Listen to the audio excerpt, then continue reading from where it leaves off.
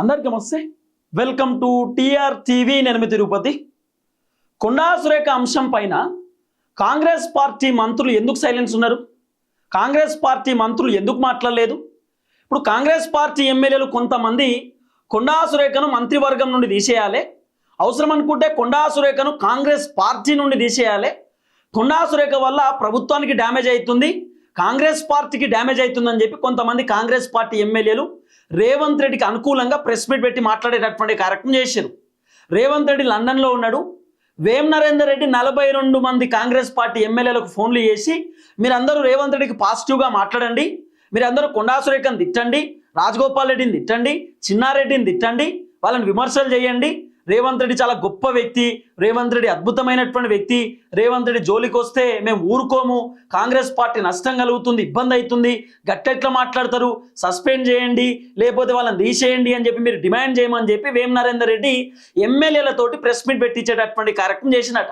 అయితే దాదాపు 42 మందికి వేం నరేందర్ రెడ్డి ఫోన్లు చేసి మరి రేవంత్ రెడ్డికి మంచిగా పాజిటివ్గా ప్రెస్ మీట్ పెట్టండి అని వేం నరేందర్ రెడ్డి చెప్తే కేవలం 16 మంది ఎమ్మెల్యేలు, 2 ఎమ్మెల్సీలు వచ్చారు. అంతే ప్రెస్ మీట్ పెట్టడానికి, రేవంత్ రెడ్డికి అనుకూలంగా ప్రెస్ మీట్ పెట్టడానికి మహా అంటే మంత్రులతో కలిపి ఒక 25 మంది రేవంత్ రెడ్డికి అనుకూలంగా ప్రెస్ మీట్ పెట్టారు.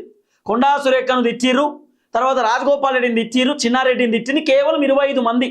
దాదాపు 66 మంది కాంగ్రెస్ పార్టీ ఎమ్మెల్యేలు ఉంటే మంత్రులతో కలుపుకొని దాంట్లో కేవలం 25 మంది మాత్రమే 2-3 ఎమ్మెల్సీలతో కలిపి 25 మంది రేవంత్ రెడ్డి దిక్కున్నారు. మిగతా వాళ్ళు మొత్తం రేవంత్ రెడ్డికి అగ్నెస్ట్ ఉన్నట్టే కనబడుతున్నది. ఇప్పుడు కాంగ్రెస్ పార్టీ మంత్రులు ఎందుకో డిమాండ్ చేయలేదు, కొండా సురేఖను మంత్రివర్గం నుండి తీసేయండి, కొండా సురేఖ వల్ల ప్రభుత్వానికి ఇబ్బంది అవుతుంది, పార్టీకి డ్యామేజ్ అవుతుందని చెప్పి మంత్రులు ఎందుకు సైలెన్స్ ఉన్నారు? మంత్రులు ఎందుకు మాట్లాడలేదు? మరి కాంగ్రెస్ పార్టీ మంత్రులకు కూడా ఇబ్బంది కావాలి కదా, కాంగ్రెస్ పార్టీ మంత్రులకు కూడా కొండా సురేఖ వ్యవహారం వల్ల కొంత ఇబ్బంది కలగాలి కదా, మరి వాళ్ళు ఎందుకు సైలెన్స్ ఉన్నారు? ఇప్పుడు ఎమ్మెల్యేలకు గంత బాధ అవుతుంటే, ఎమ్మెల్యేలకు గంత ఇబ్బంది అవుతుంటే మరి మంత్రులు ఎందుకు మౌనం పాటిస్తున్నారు? మంత్రులు సైలెన్స్ ఉండడానికి గల కారణం ఏంది? ఉత్తమ్ కుమార్ రెడ్డి ఎందుకు మాట్లాడలేదు? కొండా సురేఖను మంత్రివర్గం నుండి తీసేయాలి, కొండా సురేఖ మంత్రి పదవిలో ఉంటే ఇబ్బంది అవుతుంది, కొండా సురేఖ వల్ల ప్రభుత్వానికి డ్యామేజ్ అవుతుందని చెప్పి ఉత్తమ్ కుమార్ రెడ్డి ఎందుకు చెప్పలేకపోయిండు? ఉత్తమ్ కుమార్ రెడ్డి ఎందుకు సైలెన్స్ ఉన్నాడు? అంటే ఉత్తమ్ కుమార్ రెడ్డి రేవంత్ రెడ్డి పైన అగ్నెస్ట్ ఉన్నట్ట? అంటే ఉత్తమ్ కుమార్ రెడ్డి రేవంత్ రెడ్డి పైన కోపంగా ఉన్నట్ట? లేకపోతే రేవంత్ రెడ్డి వెనకాల ఉన్నటువంటి ఎమ్మెల్యేలు ఏదైతే కొండా సురేఖను తీసేయాలని చెప్తురో ఆ తీసేయాలని చెప్తున్నటువంటి మాటకు ఉత్తమ్ కుమార్ రెడ్డి ఏమైనా వ్యతిరేకంగా ఉన్నాడా? అంటే లేదు లేదు కొండా సురేఖ మంత్రివర్గంలో ఉండాల్సిందే అని చెప్పి ఉత్తమ్ కుమార్ రెడ్డి ఏమని అంటుండన్నట్ట? ఏంది అర్థమైంది? కోమటిరెడ్డి వెంకటరెడ్డి ఏం మాట్లాడలేదు, కోమటిరెడ్డి వెంకటరెడ్డి సైలెన్స్ ఉన్నాడు. మరి కోమటిరెడ్డి వెంకటరెడ్డి కూడా కొండా సురేఖను తీసేయమని చెప్పాలి కదా, మరి కోమటిరెడ్డి వెంకటరెడ్డి కూడా రేవంత్ రెడ్డికి అనుకూలంగా మాట్లాడాలి కదా.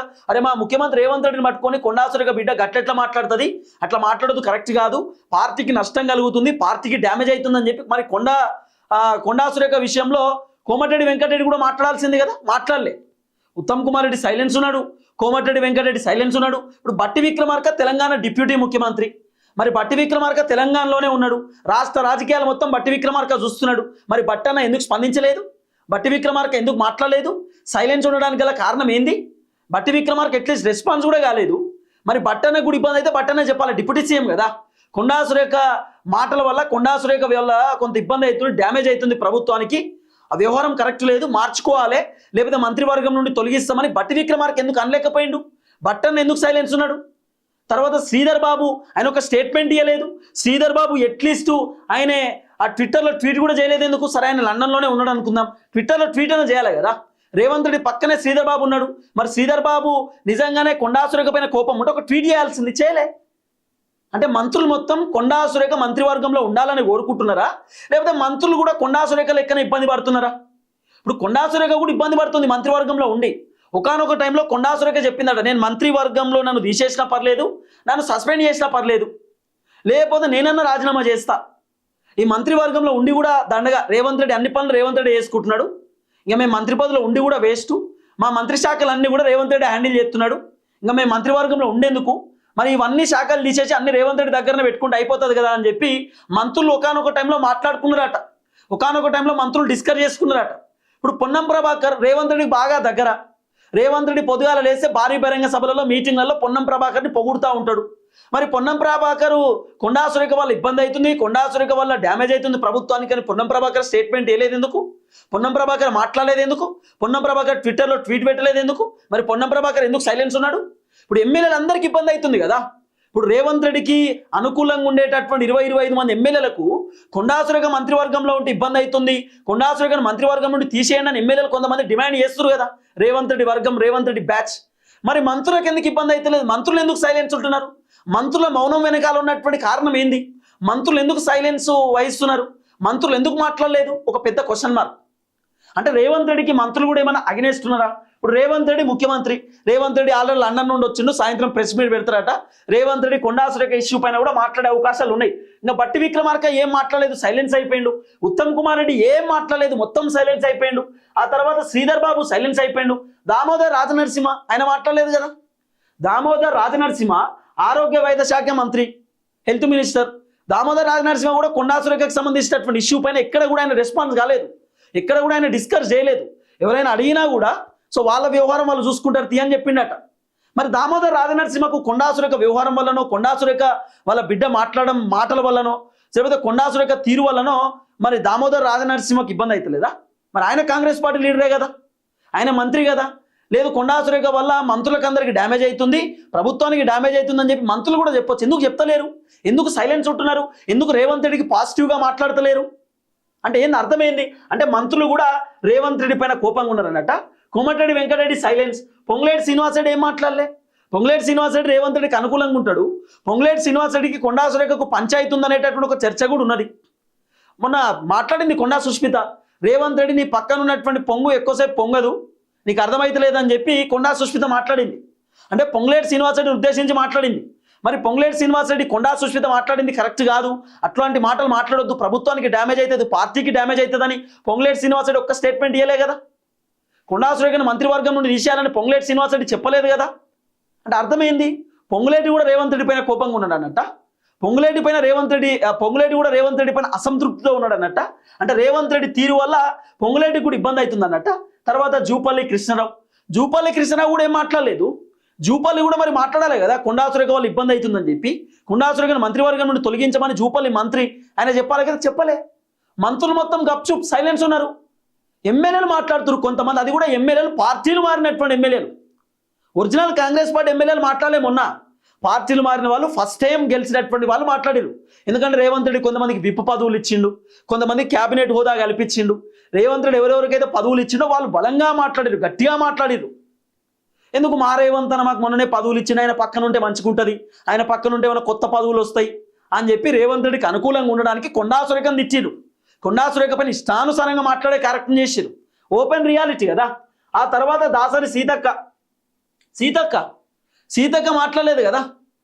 ఇప్పుడు సీతక్క మాట్లాడకపోవడానికి గల కారణం ఏంది? సీతక్క రేవంత్ రెడ్డికి వెరీ క్లోజ్. సీతక్క రేవంత్ రెడ్డి ఇద్దరు బ్రదర్ సిస్టర్లు ఎక్కువ ఉంటారు. మరి సీతక్క కొండా సురేఖ వల్ల డ్యామేజ్ అవుతుంది, కొండా సురేఖ వల్ల ఇబ్బంది అవుతుంది, రేవంత్ రెడ్డిని పట్టుకొని కొండా సురేఖ బిడ్డ గట్లెట్లా మాట్లాడుతుంది, కొండా సురేఖ బిడ్డ కొండా సురేఖకు తెలిసే మాట్లాడింది, కొండా సురేఖనే ఉన్నది వెనకాల, వాళ్ళ బిడ్డ మాట్లాడే మాటల వెనకాల.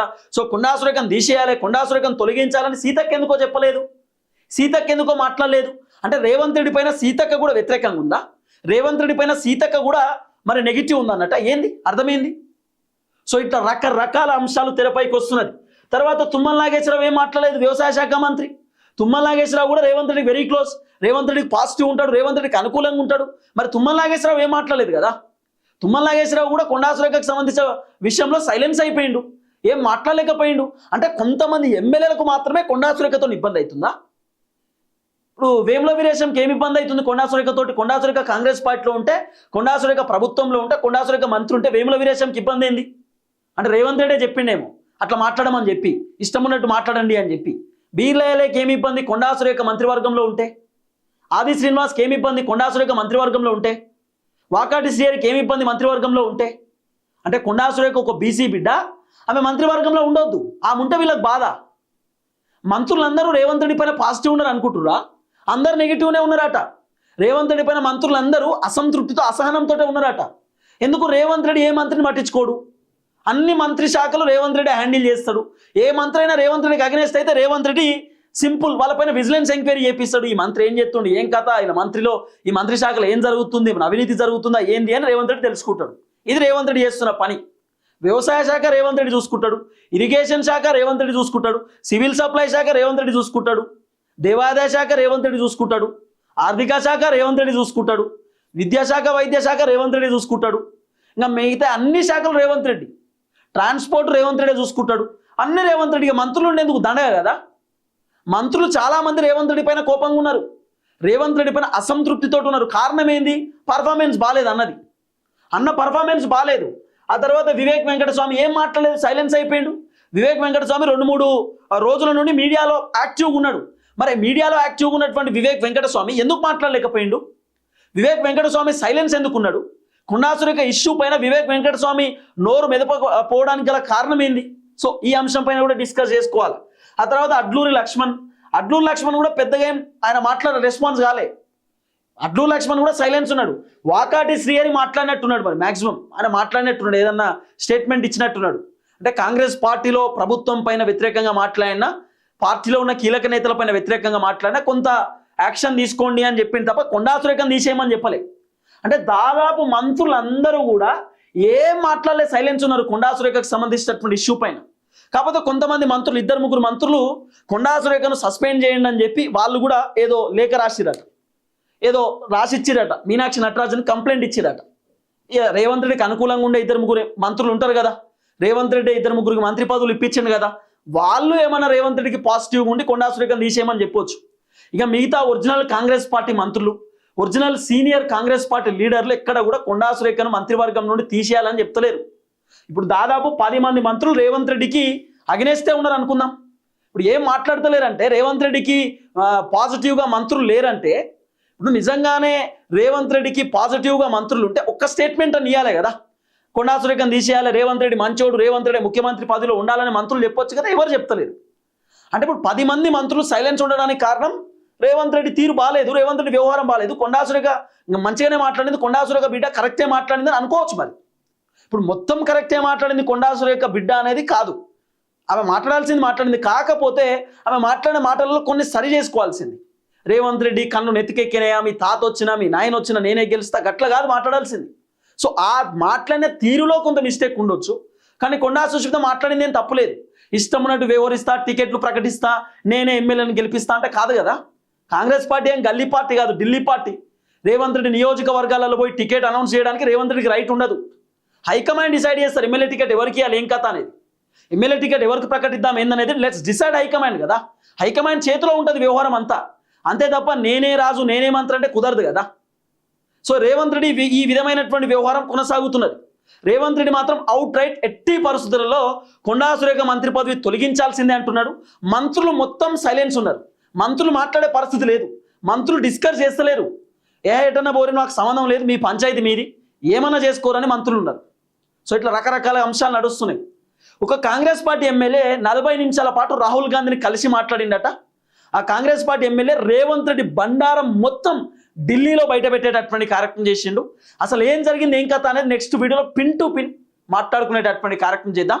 ఏదైనా జరిగే అవకాశం ఉంది, మంత్రివర్గ విస్తరణ జరగవచ్చు, పాత మంత్రులను కూడా తొలగించేటటువంటి అవకాశాలు కూడా ఉన్నాయి.